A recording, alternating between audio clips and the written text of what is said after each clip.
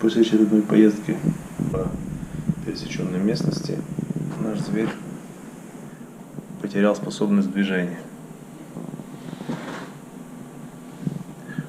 Мотор ревет, но автомобиль никуда не едет. Сейчас будем разбираться, в чем же причина.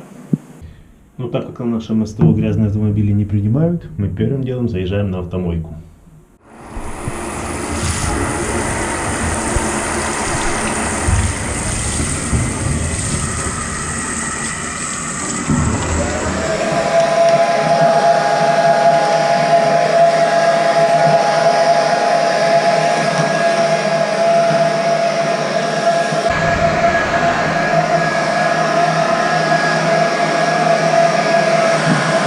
Итак, машина вернулась из мойки. Теперь мы должны проверить все тоже без верхнего корпуса.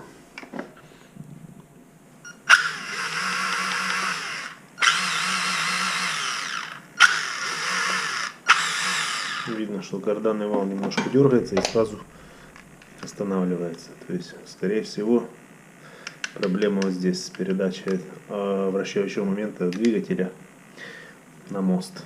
Все, разбираем.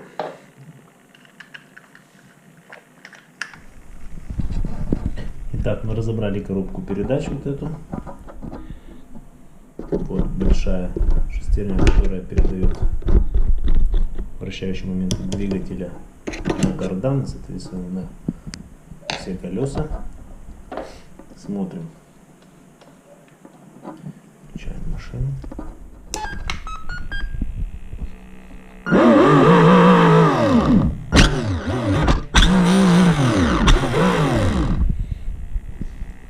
Видим, что нету достаточного контакта, плотного прилегания звездочки двигателя и вот этой большой главной звезды. Если присмотреться, то видно, что вот эта вот большая звезда уже порядком поизносилась. Зубья стерты очень сильно.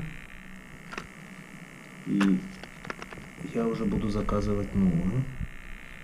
Пока она будет ехать, я попытаюсь кататься еще на это и исправим нашу колонку.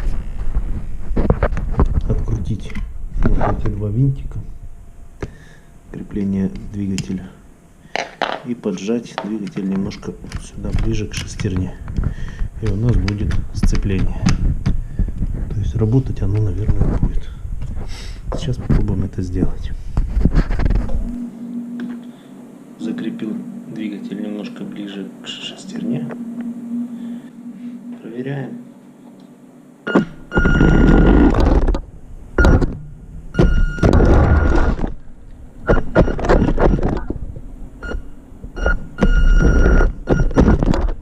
Ну, как видим, помогло.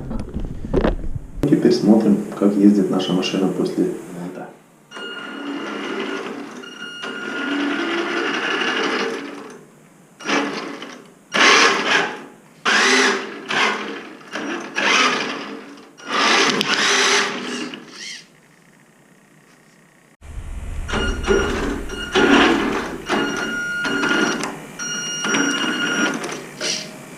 Следующий проект, который я хочу сделать, это, скорее всего, поменять данные колеса на что-то более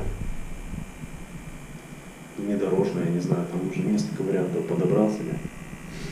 Пока что обдумываю. Хочется месить грязь уже с более серьезной резиной. На этом все. Видео, конечно же, не для профессионалов, а для любителей таких, как я. Не стоит бояться каких-то поломок. Берем и делаем. Все очень легко и просто.